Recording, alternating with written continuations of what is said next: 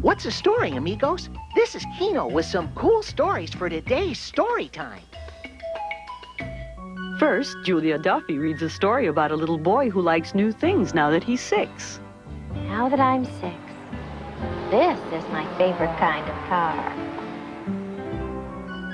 Then it's a story about a boy who works before anyone wakes up. The paper boy knows his route by heart, so he doesn't ever think about which house to pedal to. Our last story, read by Gabriel Byrne, is about the adventure a boy and his grandfather share. Have you ever seen the fiddler? Henry asked. Not yet, said Grandpa. But maybe we will tonight. Storytime is made possible by Bill Grant from Helen and Peter Bain, so that families everywhere can share the joy of reading with their children.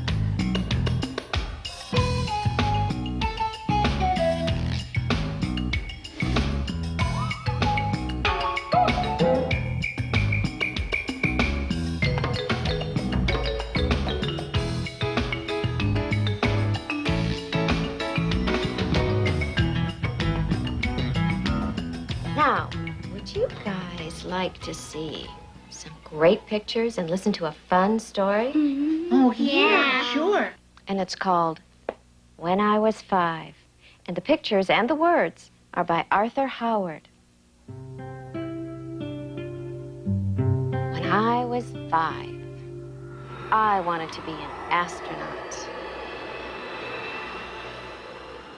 Or a cowboy. Or both. When I was 5, this was my favorite kind of car. This was my favorite kind of dinosaur. Does anybody know what kind of dinosaur this is? I do.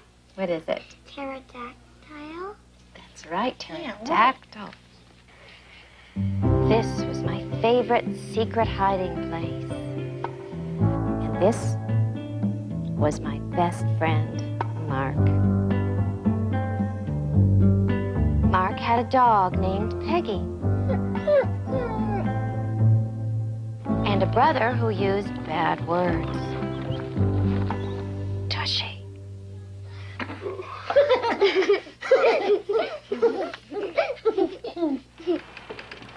And bunk beds, my favorite kind of bed when I was 5.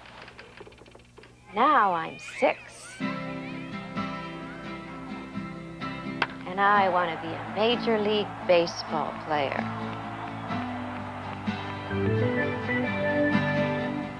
Or a deep sea diver.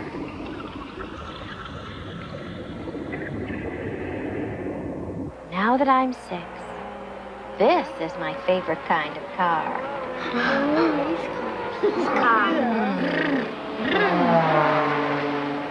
This is my favorite kind of dinosaur. A Tyrannosaurus Rex. That's right. You all knew what kind that was. This is my second best hiding place. My favorite one is a secret. And this is my best friend, Mark. Some things never change.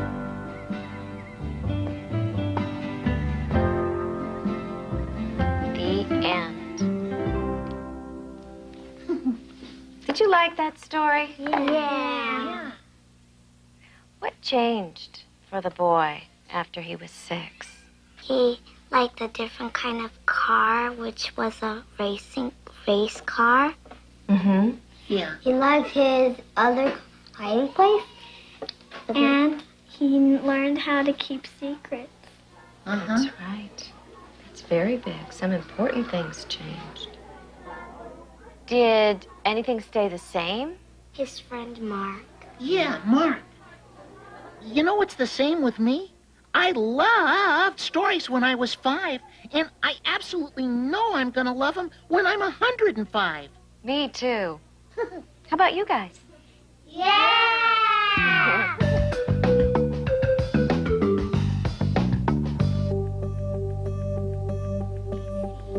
Take a deep breath.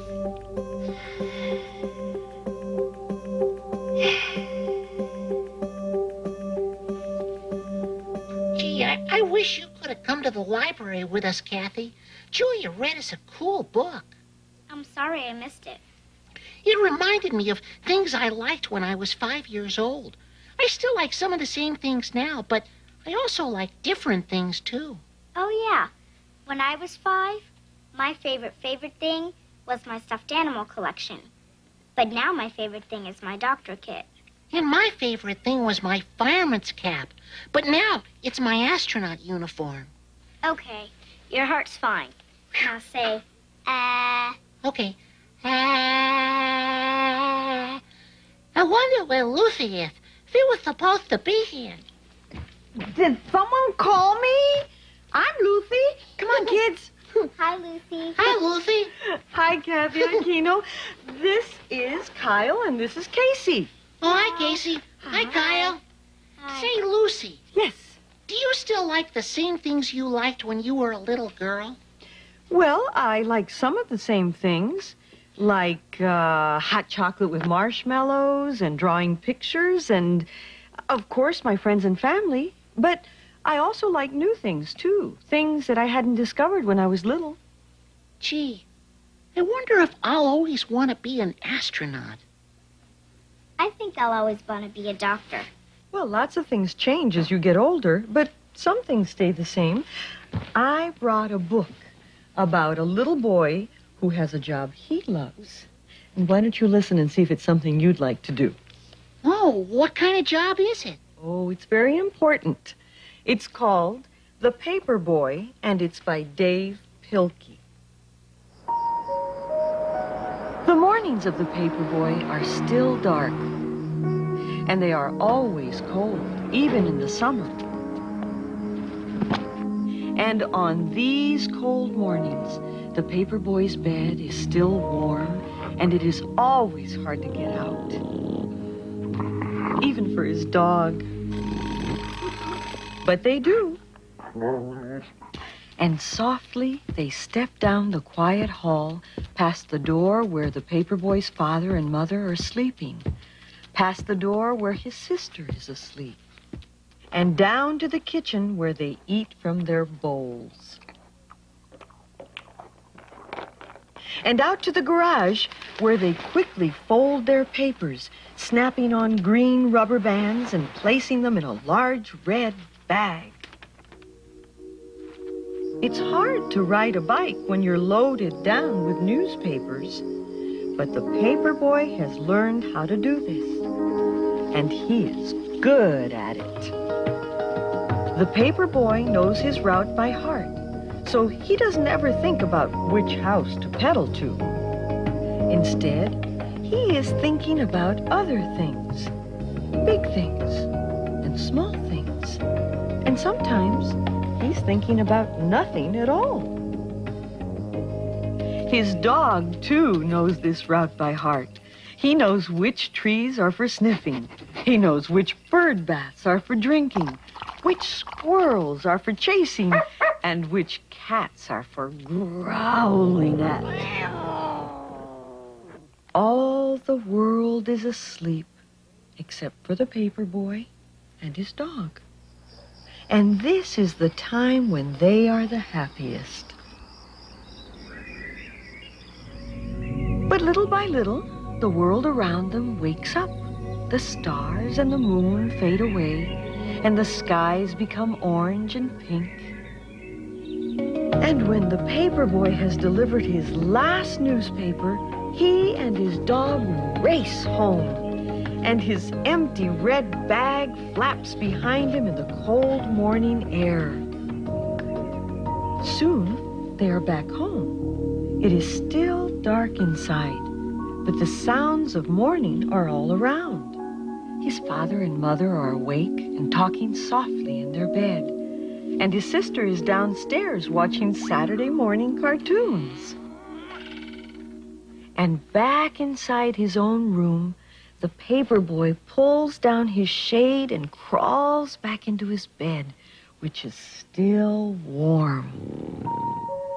And while all of the world is waking up, the paper boy is going back to sleep.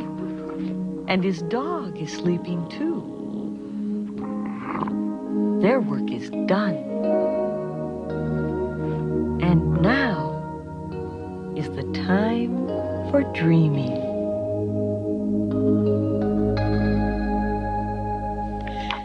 The end. Gee, it sounds like it'd be cool to be a paper boy. You'd be all by yourself, on your own, real early in the morning. I think I'll do that. Instead of being an astronaut, Kino? Well, that can wait a little while. Besides, I don't think I'd be a paper boy all my life. Oh, there are lots and lots of things you can do in your life, Kino. And that's part of growing up, trying new things. Well, what are some of the things that you'd like to try when you get older? How about you, Kyle? Flying a jet. Whoa, yeah. Yeah. What else? Trying my first case as the detective. Wow. A detective, huh? Huh. How about you, Casey? What would you like to do when you get older? The stunts flyer for the Blue Angels. That's great. Do you Isn't have that sort of dangerous? No. No? Unless I have to do the dead man's stall. The dead man's stall? The dead man's stall. Pretend like he's hit and he goes down and pretends he crashes, but then he just goes right back up. Wow. Wow. Boy, that's going to take a lot of skill, huh? And I also have to learn to make a trick like flying with the group and making it look like there's only one plane, but there's the whole group. When they fly perfectly together, right? Gee, growing up will be filled with new adventures, won't it? Yeah. Yeah. Yeah, it will. I was just thinking, getting big isn't always so great. My grandpa just lost 3 teeth, and the tooth fairy didn't bring him a thing. Wow. I never thought of that. Yeah, me neither. That's one of the not-so-good things about growing up, huh? Look, Gabriel's here. Oh, I'll move over. Okay. Hello, everybody. Hi, Mr. Byrne. Hi, Kino. Hi. You know, we were just talking about the things that change when you grow up. Well, you know, one thing that's never changed for me is how much I love a good story. Mm-hmm. Oh, yeah. I'll always like stories, even when I'm 100. What about you, kids? Do you think you'll always like stories? Yeah. Yeah. Well, before we start this story, I brought a special photograph. It's a picture of the Aurora Borealis, which means the Northern Lights. Oh, cool. They're so beautiful. You know, you can see them if you go way up north. And then the sky at night just glows with beautiful colors. Yeah. Well, this story takes place way up north, under the Northern Lights. Ooh. And it's about a grandpa and a grandson and the very special adventure that they have together. Would you like to hear? Yeah. Oh, yeah, you bet. It's called The Fiddler of the Northern Lights, and it's written by Natalie Kingsley Warnock, and it's drawn, the pictures are by Leslie W. Bowman.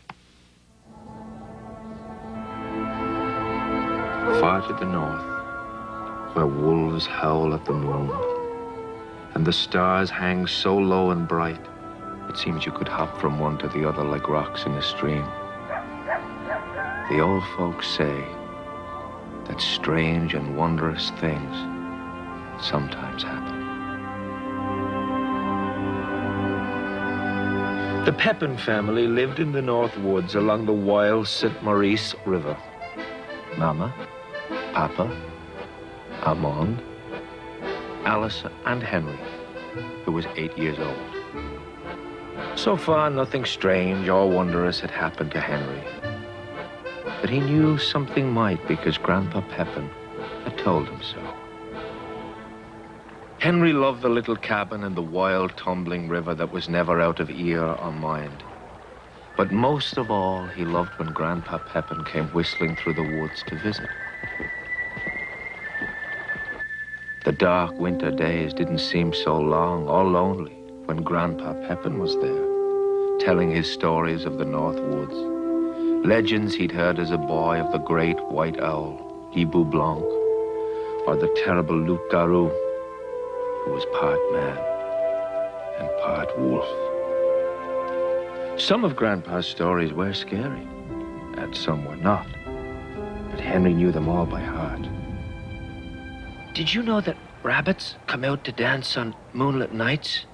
Henry asked Armand when they were ice fishing at the trout holes. Told you that, Armand said. Grandpa Pepin is just making that up, Armand said. Don't believe any of his stories. Do you know what makes the Northern Lights dance? Henry asked Mama and Alice when they were carrying in armloads of wood. Mama and Alice didn't know. Magic, said Henry. And the fiddler. What fiddler? Alice asked. When Grandpa was a boy, Henry said, the old folk of the village told of a fiddler who lives where the Northern Lights are born. When he plays his fiddle, he rouses the lights from sleep, and they dance to his music. Oh, Henry, sighed Mama. That's just one of Grandpa's stories. Henry ran all the way to Grandpa's cabin. The fiddler is real, isn't he, Grandpa? Why, of course he is, Grandpa said. But most people never see him. I wish I could see him, Henry said. Couldn't we look for him sometime? Just you and me? The next night, Grandpa brought skates he'd made from wood and barrel hoops. We're going on an adventure, Grandpa said. At night? Henry asked. Sure, said Grandpa. Night is the best time for adventure, when there's a touch of magic in the air. Where are we going, Grandpa? To look for the fiddler, Grandpa said. Henry and Grandpa strapped the skates to their boots and swooped up the frozen river. The forest and the sky seemed so large and dark, like the mouth of the terrible loup-garou, ready to swallow them. Henry skated very close to Grandpa. Have you ever seen the fiddler? Henry asked. Not yet, said Grandpa. But maybe we will tonight. The frozen river was black and smooth like a mirror. Stars glittered in the ice. Henry skated from one to the other, following the stars north. The fiddler must be playing, Grandpa said. See, the Northern Lights are beginning to dance. The ice shone with the colors of the sky, purple and red and green. Henry and Grandpa skated for miles on that ribbon of sparkling, dancing light. Henry had never been so far up the river. Once or twice, he thought he heard music, but he never saw the fiddler. Finally, Grandpa stopped. I'll just rest a few minutes, Grandpa said. He sat down and closed his eyes. He looks old, Henry thought. Henry watched the lights fade, and the river became just a river again, black and smooth. Henry felt tired too, and a little sad. The fiddler must have been just one of Grandpa's stories after all. We should be getting home, Grandpa said. They'll be wondering where we are. I'm sorry we didn't find the fiddler. It was very late before they got back home. Mama gave them both some hot tea and a good scolding. You had us worried sick, Mama said. Where were you? I'm sorry, Angeline, Grandpa said tiredly. We shouldn't have gone so far up the river. We went to find the fiddler, said Henry. Oh, Pa, Mama said to Grandpa, I never want to hear another one of your wild stories. There was a knock at the door. Mercy, said Mama. Who else would be out so late on such a cold night? A stranger stood in the darkness. His long white beard hung down to his waist, and his blue eyes sparkled like stars. Under one arm, he carried a long, black box. Now, I was out playing tonight, and I was hoping to warm myself by your fire. Papa told him to come in, and Mama fixed him some hot tea, too. What were you playing? Henry asked. A fiddle, the stranger said.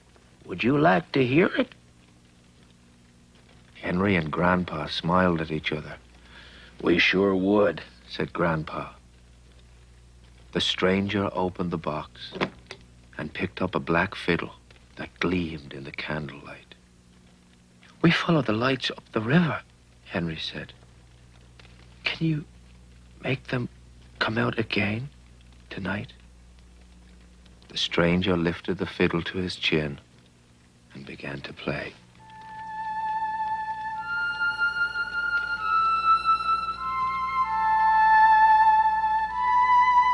The song that poured from the fiddle was as sweet and clear as a mountain stream.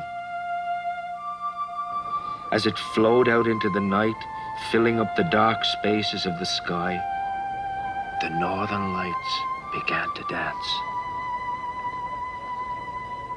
People began to gather round the cabin, neighbors coming from up and down the river.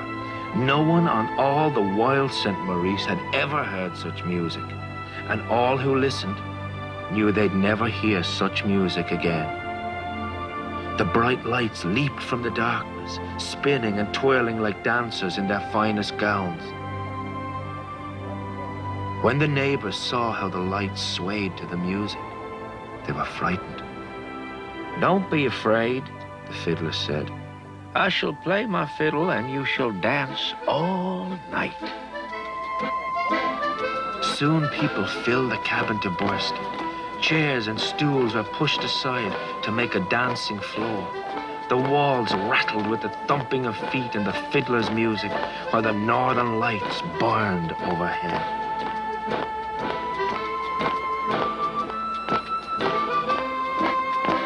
On and on he played, all through the night, until they could dance no more. The music slowed, as sad and lonesome as a wolf howl. When it stopped, the lights took one last bow, and then they were gone. The sun will soon be rising, the fiddler said. The dance is over and I must be on my way. He turned toward the north, and Grandpa and Henry watched as he disappeared into the woods. Off to bed with you, Mama said, hugging Henry. Then she hugged Grandpa, too. Pa, I'll never say another word about your wild stories. You know, Grandpa said, I didn't believe my wild stories either until now. And they all laughed. Henry never saw the fiddler again. But to this day, when the northern lights are sweeping across the sky, there are old folk along the St. Maurice who say that when the wind is just right, you can hear the sound of a fiddle. As for Grandpa's other stories, well, Henry still hasn't seen the rabbits dance. But on moonlit nights, he fills his pockets with carrots, just in case.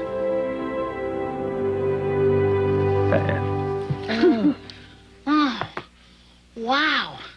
You know, Grandpa Pepin was just as surprised as Henry was to see the fiddler. Yeah, the grandpa told the story, but I don't think he believed it himself till he saw the fiddler. It was quite an adventure for both of them, wasn't it? Yeah, even if you're old, you can still have adventures, huh? I never want to stop having adventures. Me neither. Me neither. Me neither. Oh, and speaking of adventures, I have a handful of them here. Our story picks for today. This story is about a great mouse explorer.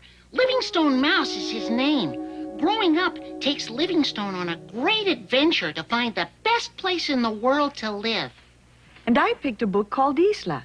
In this story, Rosalba and her grandmother, her abuela, soar into an imaginary adventure to La Isla, the island where abuela grew up. Well, thanks for the story, Mr. Byrne. You know, that fiddler book made me want to go on an adventure, and the Paperboy book made me want to take a bike ride. See ya. Bye-bye. See you, Kino. I've never seen an astronaut on a bicycle before. Oh, right. Oh, I know. I'll pretend it's a rocket ship and I'm going to Mars. To deliver newspapers? Good luck. Yeah. The Martian Chronicle. Oh, that's a good one, Kino. Well, goodbye, everybody. And remember... Keep a story in your heart. Au revoir. That's goodbye in French. Bye-bye. See ya. Bye, Kino.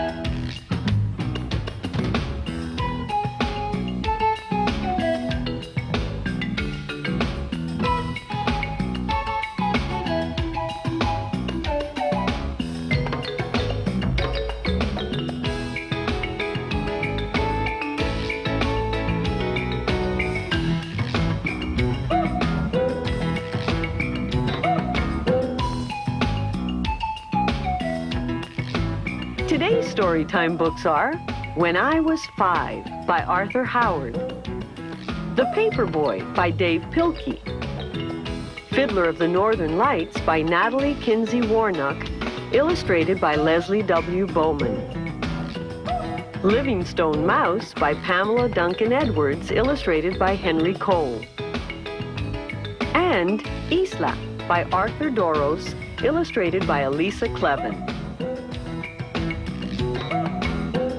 You can find these and other books at your local library.